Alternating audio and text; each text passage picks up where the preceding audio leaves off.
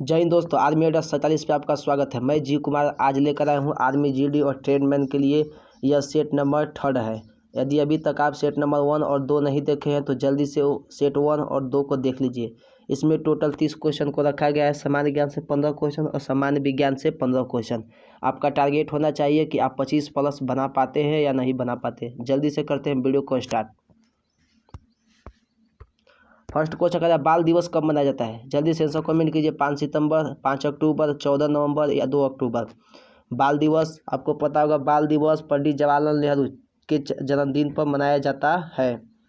जल्दी से बताइए। बिल्कुल सही, जो ऑप्शन सी बता रहे हैं 14 नवंबर उनका बिल्कुल सही है। बाल दिवस 14 नवंबर को मनाया जाता है। यदि आपसे शिक्षक दिवस पूछे तो 5 सितंबर याद रखिएगा। यदि विश्व शिक्षक दिवस पूछे तो 5 अक्टूबर याद रखिएगा। कभी कभी क्वेश्चन बनता है कि गांधी जयंती कब मनाया जाता है, तो 2 अक्टूबर को गांधी जयंती मनाया जाता है। प्रश्न संख्या 3, भारत के पहले अंतरिक्ष यात्री के नाम। जल्दी से बताइए। भारत के पहले अंतरिक्ष यात्री राकेश शर्मा, संतोष यादव, कल्पना चावला या यूरी गागरिन। जल्दी से आंसर कमेंट कीजिए। जो राकेश शर्मा बता रहे हैं उनका बिल्कुल सही है। पहले अंतरिक्ष यात्री राकेश शर्मा थे भारत की तरफ से। प्रश्न संख्या 3, अमेरिका की खोज किसने की थी। जल्दी से आंसर कमेंट कीजिए। अमेरिका की खोज कोलंबस ने, वास्को डिगामा ने, मार्को पोलो ने या नॉन। आपको पता है अमेरिका की खोज 1492 ईस्वी में किसने की थी। अमेरिका की खोज 1492 ईस्वी में हुई थी। जो ऑप्शन ए बता रहे हैं कोलंबस उनका बिल्कुल सही है। अमेरिका की खोज 1492 ईस्वी में कोलंबस ने की थी। यदि भारत का पूछे तो याद रखिएगा 1498 ईस्वी में वास्को डिगामा ने की थी। प्रश्न संख्या 3, गुजरात की राजधानी है। जल्दी से आंसर कमेंट कीजिए। गुजरात की राजधानी है। जो ऑप्शन सी बता रहे हैं गांधीनगर उनका बिल्कुल सही है। गुजरात की राजधानी गांधीनगर है। उत्तर प्रदेश की राजधानी लखनऊ है, याद रखिएगा। प्रश्न संख्या 5, गौतम बुद्ध का जन्म कब हुआ था। जल्दी से आंसर कमेंट कीजिए। गौतम बुद्ध का जन्म कब हुआ था। 472 BC, 463 BC, 483 BC या 563 BC। BC का मतलब होता है ईसा पूर्व। जो ऑप्शन डी बता रहे हैं 563 BC उनका बिल्कुल सही है। उनका जन्म 563 BC में लुम्बिनी में हुआ था। कपिलवस्तु के निकट लुम्बिनी में हुआ था। गौतम बुद्ध को एशिया का ज्योतिपुंज भी कहा जाता है। गौतम बुद्ध का बचपन का नाम सिद्धार्थ था तथा इनके बेटे का नाम राहुल था, याद रखिएगा। प्रश्न संख्या 6, मानचित्र की मदद से ढूंढते हैं। जल्दी से आंसर कमेंट कीजिए। दूरी, दिशा, ऊंचाई या सभी। मानचित्र की मदद से ढूंढते हैं। जो ऑप्शन डी बता रहे हैं सभी उनका बिल्कुल सही है। मानचित्र से दिशा, दूरी, ऊंचाई सभी को ढूंढा जा सकता है। प्रश्न संख्या 7, भारत के लिए किस राज्य में भरपूर मात्रा में लिग्नाइट पाया जाता है। जल्दी से बताइए। भारत के किस राज्य में भरपूर मात्रा में लिग्नाइट पाया जाता है। उड़ीसा में, तमिलनाडु में, कर्नाटक में या गुजरात में। जो ऑप्शन बी बता रहे हैं तमिलनाडु उनका बिल्कुल सही है। तमिलनाडु में लिग्नाइट भरपूर मात्रा में पाया जाता है। प्रश्न संख्या 8, प्रथम भारतीय विश्व सुंदरी कौन थी। जल्दी से बताइए। प्रथम भारतीय विश्व सुंदरी रीता फारिया, आरती शाह, देविका रानी या नरगिस। जल्दी से आंसर बताइए। बिल्कुल सही। जो ऑप्शन ए बता रहे हैं रीता फारिया उनका बिल्कुल सही है। रीता फारिया प्रथम भारतीय विश्व सुंदरी थी। प्रश्न संख्या 9, कह रहा है कि मथुरा किस नदी के किनारे है। जल्दी से आंसर कमेंट कीजिए। मथुरा किस नदी के किनारे है। बिल्कुल सही। जो ऑप्शन ए बता रहे हैं यमुना उनका बिल्कुल सही है। वाराणसी पूछे तो इलाहाबाद, वाराणसी पूछे तो गंगा याद रखिएगा। क्वेश्चन पूछता है जौनपुर किस नदी के किनारे है, तो गोमती नदी के किनारे है। प्रश्न संख्या 10, सार्क में कितने देश हैं। जल्दी से आंसर कमेंट कीजिए। सार्क में कितने देश हैं। बिल्कुल सही। जो ऑप्शन बी बता रहे हैं 8 उनका बिल्कुल सही है। सार्क में कुल देशों की संख्या 8 है। प्रश्न संख्या 11, गोवा स्वतंत्र कब हुआ था। जल्दी से आंसर कमेंट कीजिए। गोवा स्वतंत्र कब हुआ था। 1960 में, 1961 में, 1962 में, 1957 में। बिल्कुल सही। जो ऑप्शन बी बता रहे हैं 1961 में उनका बिल्कुल सही है। गोवा 1961 ईस्वी में। क्वेश्चन बनता है कि गोवा 1961 ईस्वी में गोवा को किसने आज़ाद किया, तो याद रखिएगा गोवा को पुर्तगालियों ने आज़ाद किया था। प्रश्न संख्या 12, सरिस्का अभ्यारण्य कहाँ स्थित है। जल्दी से आंसर बताइए। सरिस्का अभ्यारण्य कहाँ है। असम में, केरल में, राजस्थान या तमिलनाडु में। जल्दी से बताइए, आंसर कमेंट कीजिए। जो बिल्कुल सही। जो ऑप्शन सी बता रहे हैं राजस्थान उनका बिल्कुल सही है। प्रश्न संख्या 13, राष्ट्रपति राज्यसभा में कितने सदस्यों को मनोनीत कर सकता है। एक क्वेश्चन आपके लिए आर्मी जीडी के लिए VVI है, इसको याद कर लीजिएगा। राष्ट्रपति राज्यसभा में कितने सदस्यों को मनोनीत कर सकता है। 6 को, 9 को, 12 को या 10 को।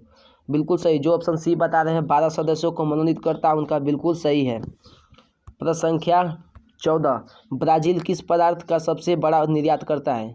निर्यात मतलब होता है किसी वस्तु को एक स्थान से दूसरे स्थान तक भेजना। आयात मतलब होता है वापस लाना। जल्दी से बताइए, चावल का, कॉफ़ी का, चीनी का या गेहूं का? बिल्कुल सही। जो ऑप्शन बी बता रहे हैं कॉफ़ी का उनका बिल्कुल सही है। ब्राज़ील कॉफ़ी का सबसे बड़ा निर्यात करता है।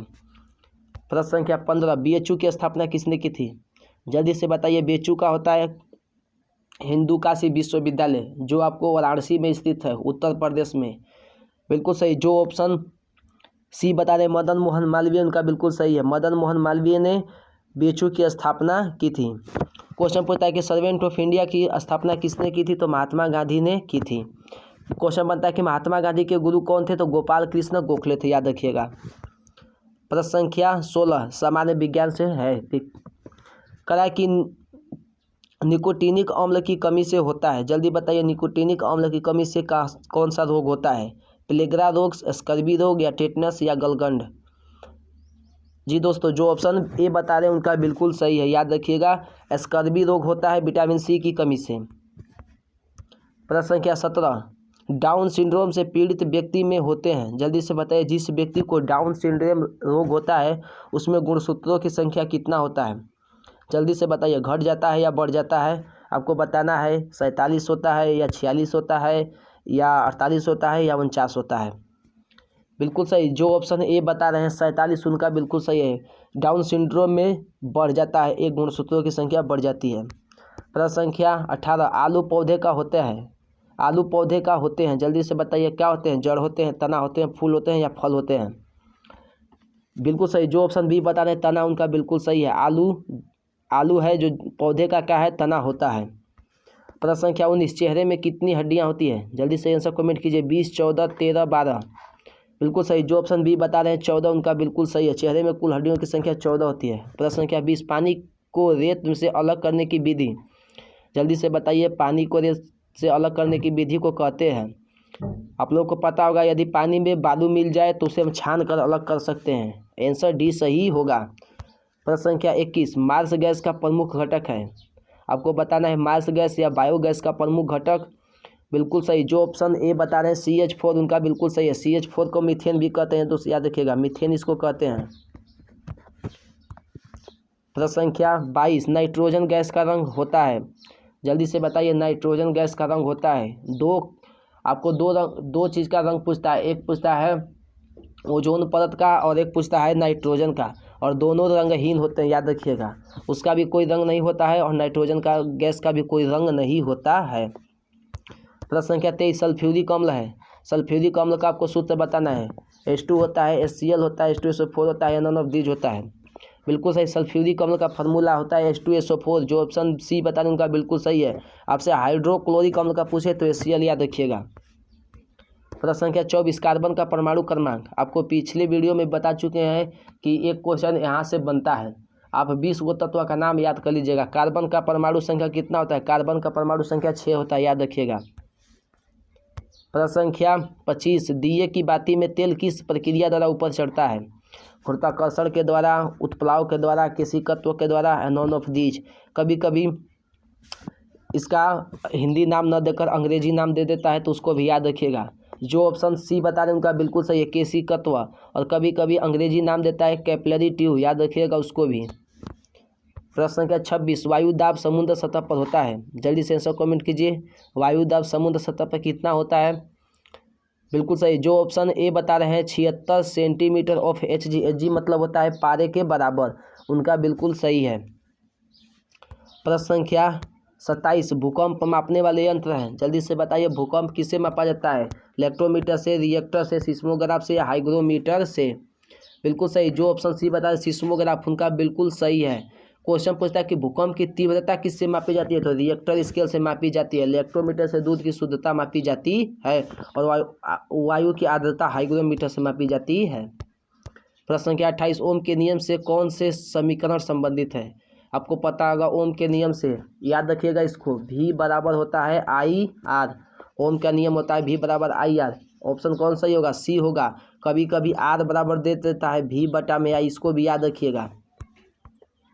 प्रश्न संख्या 29, तारों के बड़े समूह को क्या कहते हैं? ग्रह कहते हैं, सूर्यमंडल कहते हैं, विश्व कहते हैं, आकाशगंगा कहते हैं? जल्दी से आंसर कमेंट कीजिए। तारों के बड़े समूह को कहते हैं आकाशगंगा कहते हैं, जिनका ऑप्शन डी है बिल्कुल सही है। प्रश्न संख्या 30, प्रकाश विद्युत प्रभाव की खोज किसने की थी? जल्दी से आंसर कमेंट कीजिए। प्रकाश विद्युत प्रभाव की खोज किसने की थी? जो ऑप्शन ए बता रहे हैं हॉलवाक्स, उनका बिल्कुल सही है। दोस्तों यह आपके आर्मी जीडी राम सिंह के आंसर से आंसर देता है कि हॉलवाक्स है। यदि आप गूगल पर सर्च करते हैं तो गूगल पर हेनरी हर्ट्ज देता है, याद रखिएगा। प्रकाश विद्युत प्रभाव की खोज गूगल पर हेनरी हर्ट्ज देता है, जिसने 1887 ईस्वी में प्रकाश विद्युत प्रभाव की खोज की थी। इसको भी याद रखिएगा। लेकिन आप आर्मी जीडी की तैयारी कर रहे हैं तो जीडी यह आंसर को राइट मानता है, हॉलवाक्स को राइट मानता है। यदि वीडियो पसंद आए तो वीडियो को लाइक करें, चैनल को सब्सक्राइब करें और अपने दोस्तों को शेयर करें।